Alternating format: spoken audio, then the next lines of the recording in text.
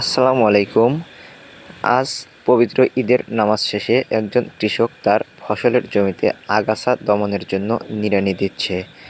একজন কৃষক কী পরিমাণ কষ্ট করে ফসল উৎপাদন করে তার বাস্তব চিত্র একটি।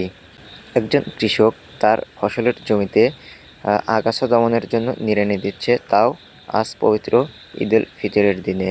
তারপরেও আমাদের দেশের কিছু স্মার্ট শিক্ষিতরা আমাদের দেশের এই কৃষক সমাজকে অবহেলা করে কথা বলে, ছোট করে কথা বলে। আজ যারা এই কৃষকদেরকে অবহেলা করে ছোট করে কথা বলছেন, তারা কি একবার ভেবে দেখেছেন এই কৃষকরা যদি বলে যে আজ থেকে আমরা আর ফসল উৎপাদন করব না, তাহলে আপনার কি হবে?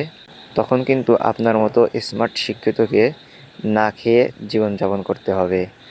আর আপনি কতদিন না খেয়ে থাকতে পারবেন, সেটা কি ভেবে দেখেছেন? আর সেটা অবশ্যই কমেন্ট বক্সে জানিয়ে যাবেন। আর কৃষকরাও কিন্তু মানুষ, তাদেরকে সম্মান দিতে শিখুন।